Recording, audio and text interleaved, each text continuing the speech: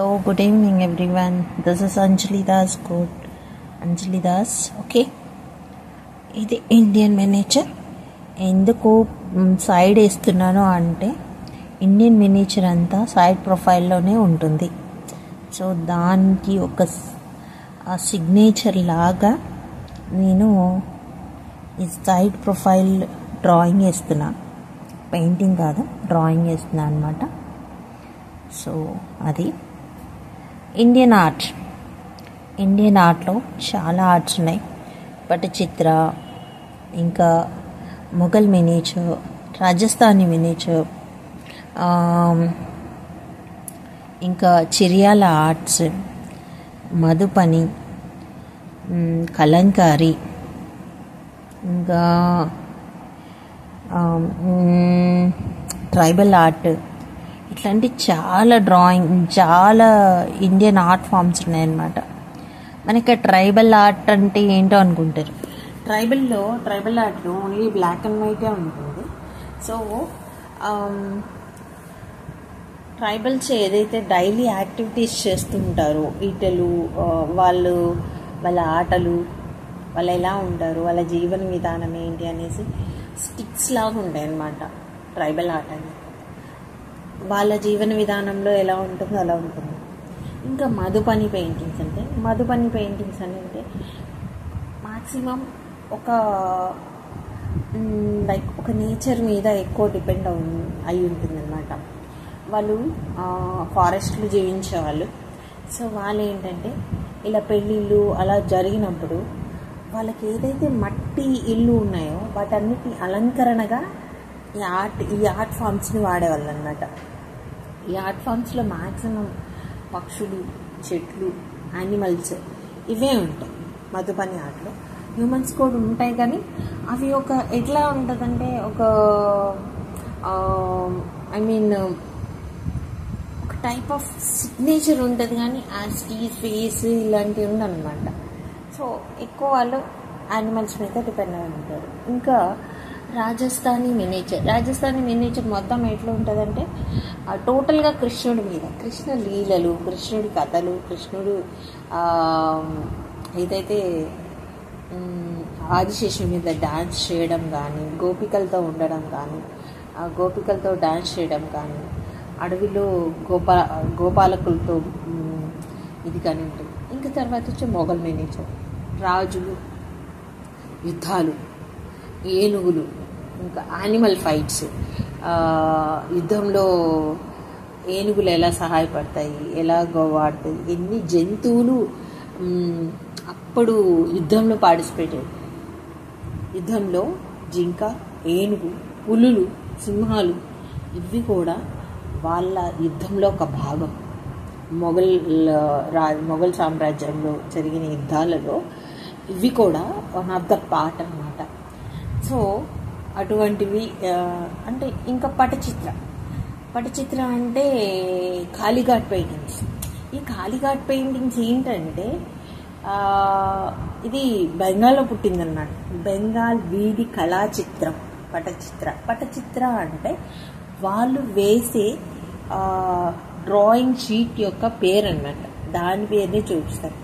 ఈ పటచిత్ర అని, ఇది కాళీఘాట్ అనే పెయింటింగ్ పెట్టింది బ్రిటిషర్స్. ఎందుకు అలా పెట్టారంటే ఈ పెయింటింగ్ ముంబైలో కోల్కతాలో కొన్నాం కాదు, కాళీఘాట్లో కొన్నాం. కాళీమాత టెంపుల్ దగ్గర, మళ్ళీ హుగ్లీ నది ఒడ్డున కొంతమంది ఆర్టిస్టు టూ గ్రూప్ ఆఫ్ ఆర్టిస్ట్గా డివైడ్ అయిపోయి ఇటుపక్క ఒకటి. సో దానికి ఆ రెండు కలిపి కాళీఘాట్ పెయింటింగ్ అని ఒక పేరుని వాళ్ళు ఇచ్చేసారన్నమాట. సో వీళ్ళు కాళీఘాట్ పెయింటింగ్లో వాళ్ళ జీవితంలో జరిగే డైలీ సిచ్యువేషన్స్, ఆ టెంపుల్ చుట్టూ ఉండే చేతి వృత్తుల వాళ్ళు, ఏదైతే కమ్మరి వాళ్ళు, కుమ్మరి వాళ్ళు, కంసలి వాళ్ళు, ఇలా అన్నమాట.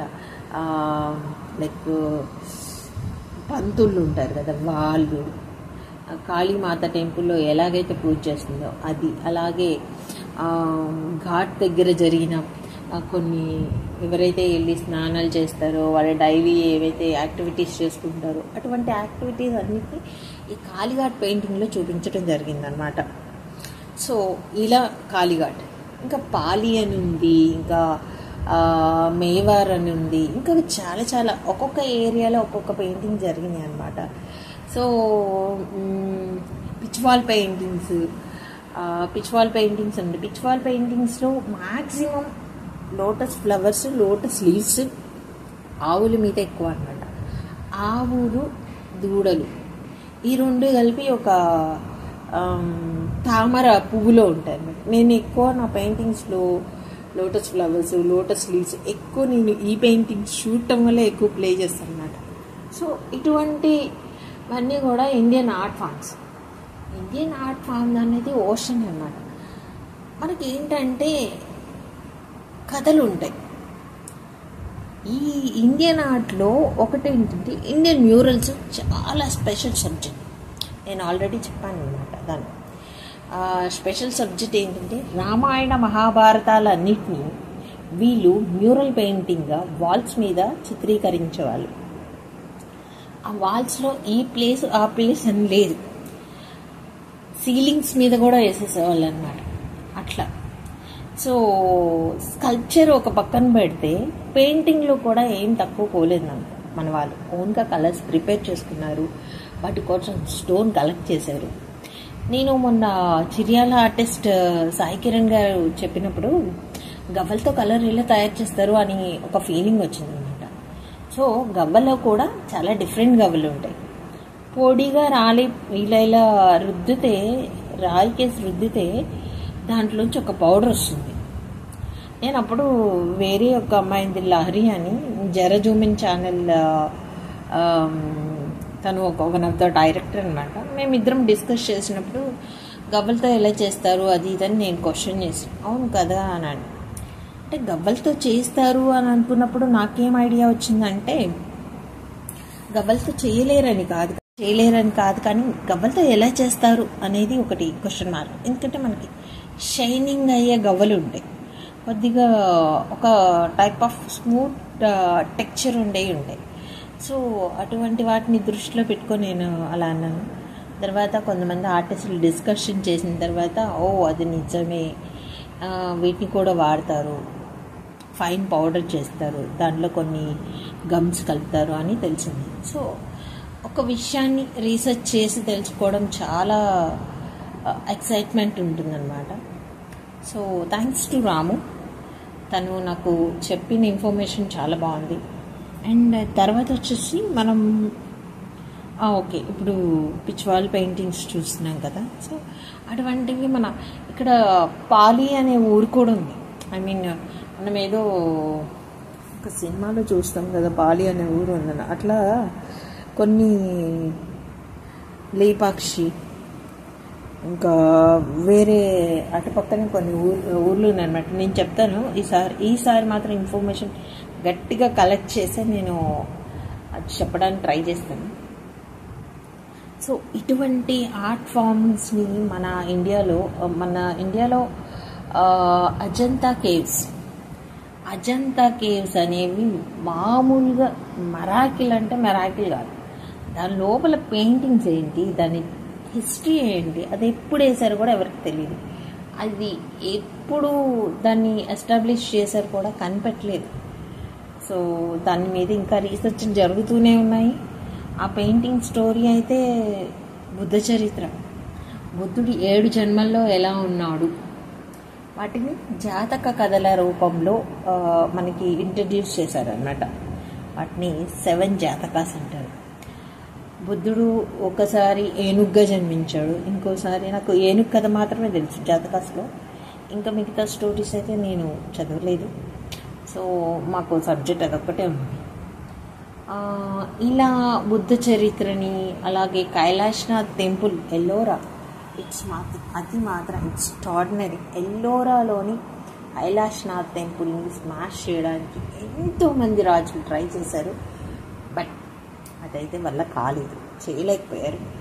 కొద్దిగా అట్లా కొద్దిగా అంతే. ఒక సింగిల్ రాక్ ని ఒక టెంపుల్గా మలచడానికి ఎన్ని వేల మంది తాజ్మహల్ కంటే దీన్ని కట్టిన టైం తక్కువ. తాజ్మహల్ చాలా అద్భుతమైన కట్టడం అంటారు, కానీ తాజ్మహల్ అద్భుతమైన కట్టడం ఏం కాదు ఈ టెంపుల్తో పోల్చుకుంటే. సో అది. ఇంకోటి వచ్చి ఇండియన్ ఆర్ట్ ఫామ్స్లో అవి మనకు కూడా చాలా రెవల్యూషన్, ముంబై రెవల్యూషన్ జరిగింది, ఆర్ట్ రెవల్యూషన్ జరిగింది, కోల్కతా ఆర్ట్ రెవల్యూషన్ జరిగింది. ఈ కోల్కతా ఆర్ట్ రెవల్యూషన్లో బెంగాల్ ఆర్ట్ రెవల్యూషన్లో అభేంద్రనాథ్ ఠాగూర్ ఫ్యామిలీ ఉంది. సో ఇటువంటి రెవల్యూషన్స్ జరిగాయి ఓన్లీ ఆర్ట్ ఫామ్స్లో. సో ఈ ఆర్ట్ ఫామ్స్ గురించి చాలా తెలుసుకోవాల్సి ఉంది.